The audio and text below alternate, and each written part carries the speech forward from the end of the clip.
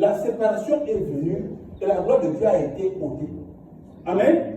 Et dès que la gloire de Dieu a été ôtée, l'homme s'est directement senti comment? Insécurisé. Amen. On s'est du coup senti comment? Insécurisé, sans caleçon. Du coup, il est nu. Du coup, il est fragile.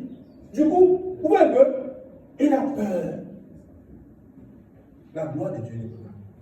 En réalité, la vérité, c'est ce qui s'est passé dans cette histoire. Or, cela s'étant produit, ce n'est pas quelque chose que Dieu, qui a réjoui le cœur de Dieu. Mais c'est une situation qui a assisté le cœur de Dieu. Mais nous savons que quoi?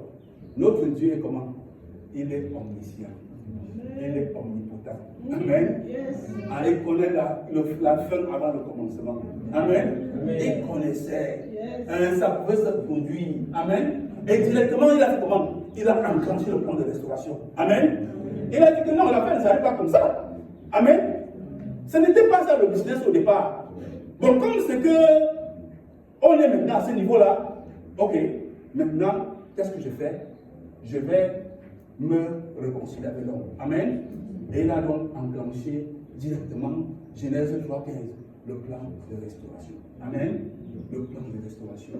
Donc, le plan de restauration étant mis en place, cela devait s'accomplir, n'est-ce pas? Le temps que cela se place, que cela se mette en place, que cela s'accomplit, cela s'est accompli et finalement, on peut voir que ce que Dieu, parce que quand Dieu finit la création, n'est-ce pas, et à Genèse 1:31, il regarde, non? Quand il regarde, il dit que quoi? Hein? Il a vu ce qu'il a vu comment? Non, c'est pas bon. C'était très bon. Hein? C'était très bon. Amen. Le très bon a été soumis. Amen. Donc, Dieu va mettre sur pied donc un plan pour restaurer l'homme, n'est-ce pas? Et cette situation va effectivement s'accomplir quand nous lirons Jean 19:30. Jean 19:30, il dit que quoi? Jésus dit que quoi? Il est à la croix, il est effectivement en train d'accomplir ce qui avait été annoncé par Isaïe il y a 600 ans. Il est en train d'accomplir cette œuvre de restauration. Il dit quoi? Tout est accompli. Qu'est-ce qui est accompli?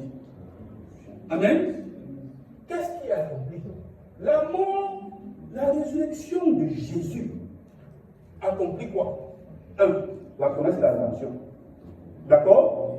Ce que Dieu a promis à Genèse 3:15, à la croix, Jésus l'accomplit. Amen.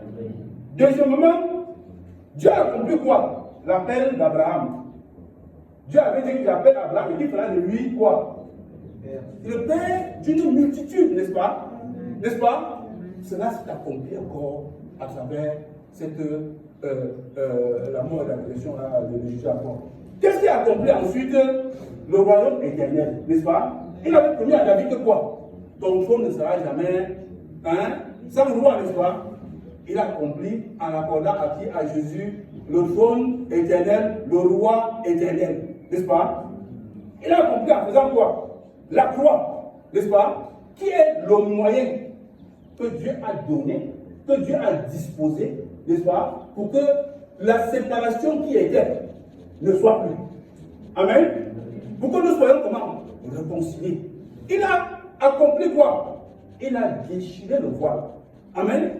Le voile qui séparait le lieu saint et du lieu très saint. Et qui donnait, en fait, qui n'était accessible que par le souverain sacrificateur seulement.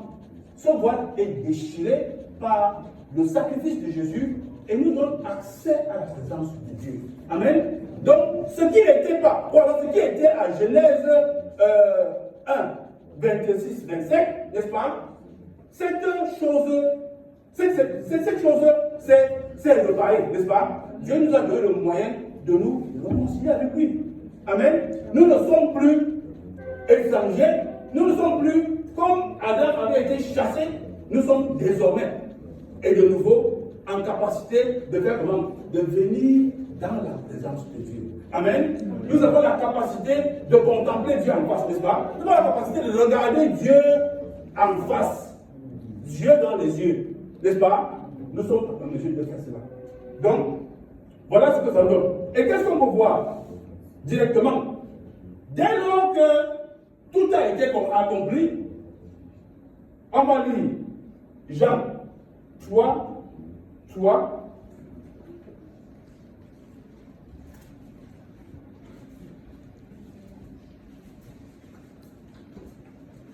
Jean 3, verset 3, il nous dit quoi?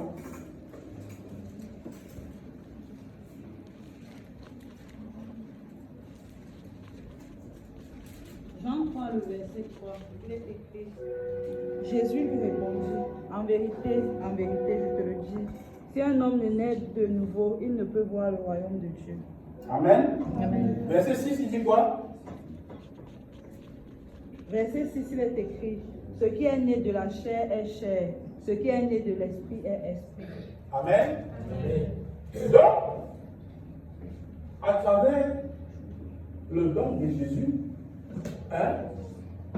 il nous a donné la capacité, amen, de passer du charnel au spirituel, de nouveau. Amen. De nouveau, nous pouvons être, comment? Naître de nouveau et être connectés à notre Père par l'Esprit, comme au commencement. Amen. 2 Corinthiens 5,15 nous dit quoi? Quelqu'un nous va regarder 1 Pierre 2, 9 à 10. 2 Corinthiens 5,15. Quelqu'un nous va regarder 1 Pierre 2, 9 à 10. Et puis l'autre va regarder Éphésiens 2, 11 à 15. 2 Corinthiens 5, le verset 15 est écrit. 15 à 18. 15 à 18, ok. Et qui est mort pour tous, afin que ceux qui vivent ne vivent plus pour eux-mêmes, mais pour celui qui est mort et ressuscité pour eux. Ainsi, dès maintenant, nous ne connaissons personne selon la chair. Et si nous avons connu Christ selon la chair, maintenant nous ne le connaissons plus de cette manière. Si quelqu'un est en Christ, il est une nouvelle créature. Les choses anciennes sont passées. Voici, toutes choses sont devenues nouvelles. Amen. Amen. Amen. Amen. Toutes choses sont devenues nouvelles. L'ancienne nature, elle est restée, n'est-ce pas? L'ancienne nature est restée. Avec Christ, nous sommes morts et nous sommes ressuscités en nouveauté de vie, n'est-ce pas? Et nous avons accompli des choses, n'est-ce pas? Accompli des choses pour véritablement être en conformité avec notre nouvelle identité, n'est-ce pas? Nous sommes peut-être nés avec la conscience de ce que nous étions issus biologiquement d'un père et d'une mère. Ce n'est pas faux, mais en réalité, nous sommes encore une fois de plus rappelés à ce que quoi? Notre Père, celui qui nous a connus, avant que nous soyons ici dans le sein de nos parents, lui, là-haut, c'est lui qui est l'ordonnateur de ces choses, qui choisit le moyen par lequel nous venons. Amen. Amen. Donc, le Père véritable, c'est lui. Amen. 1 Pierre 2, 9 à 10.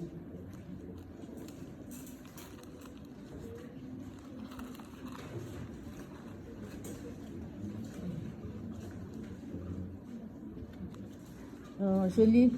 Vous, par contre, vous êtes une race élue, un sacerdoce royal, une nation sainte, un peuple racheté afin d'annoncer les vertus de celui qui vous a appelé des ténèbres à son admirable lumière.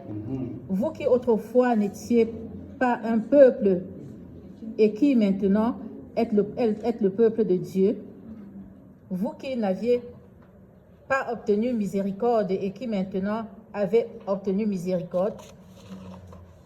C'est ça, avez obtenu miséricorde. 10 ou bien je continue? C'est bon. Donc, vous n'aviez pas, à travers la mort et la résurrection de Christ, vous avez obtenu. Amen. Vous êtes rendus comment?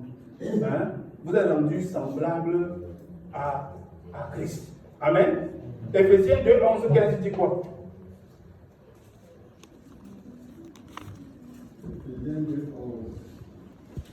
C'est pourquoi Oui. mon frère païen, dans la chair, appelé incirconcis par ce qu'on appelle circoncis, et qui le sont dans la chair par la main de l'homme, souvenez-vous que vous étiez en ce temps-là sans Christ. Dieu du doigt de citer à Israël.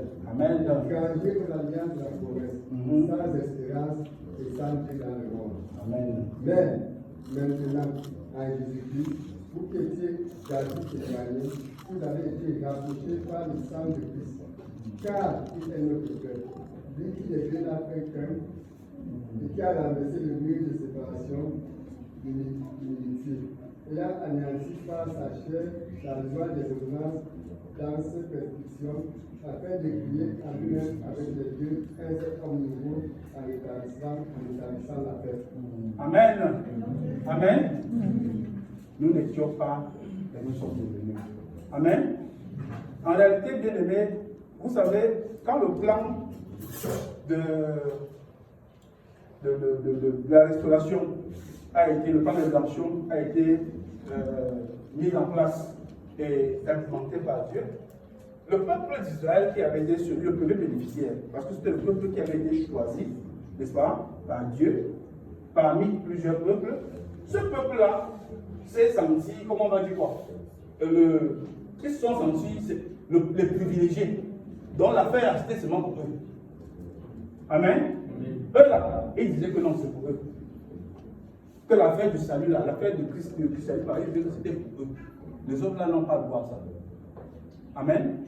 Mais nous savons que dans Acte 10, d'abord par Corneille, n'est-ce pas?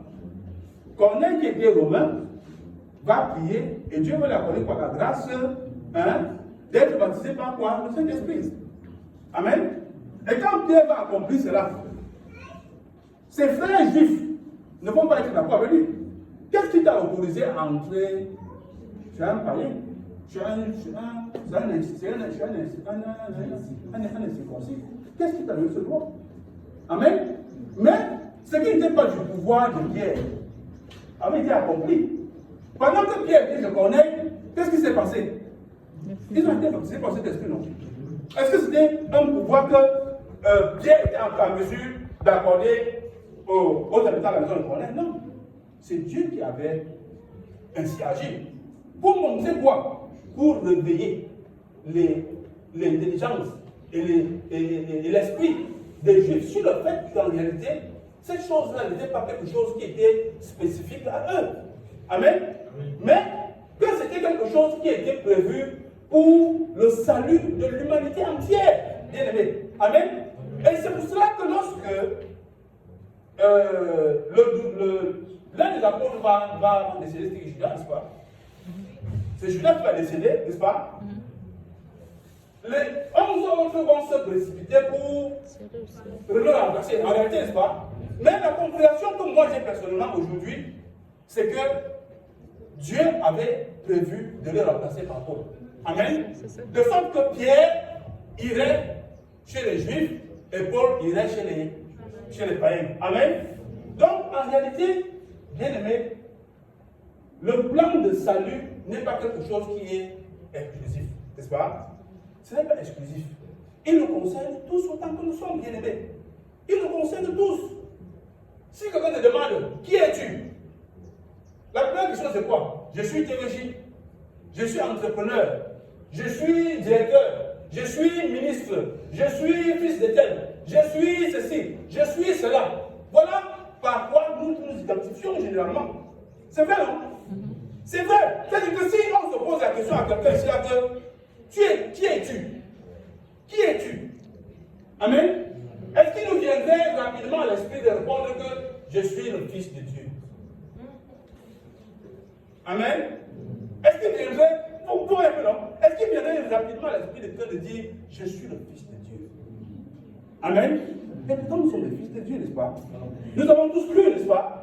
Nous avons cru, non? Nous avons cru à la mort et à la résurrection de Jésus, n'est-ce pas? Amen. Nous avons été sauvés, n'est-ce pas? Amen. Nous avons cru et nous implémentons la Seigneurie de Jésus dans nos vies, n'est-ce pas? Mais pourtant, qu'est-ce que nous avons à l'esprit de façon latente? Hein? Nous associons notre identité à notre patronyme. Hein? À notre patronyme. je suis fils de tel, je suis ceci, je suis cela, je suis même voleur, je suis même... En fait, même le monde nous donne des noms. Amen. Je suis mort, je suis bassa, je suis bamileke, je suis ceci, je suis cela. Et nous nous contentons de cette identité que le monde nous a donnée. Et pourtant, bien aimés, nous sommes des enfants de Dieu. Amen. Nous avons été sauvés. Amen. Quelqu'un a prié ce matin en disant que quoi? Le prix que Christ a payé pour notre réconciliation, bien aimé, c'est un prix que vous ne pouvez pas imaginer. Amen. Mépriser ce prix-là, bien aimé, c'est faire preuve d'un niveau de comment je peux appeler ça?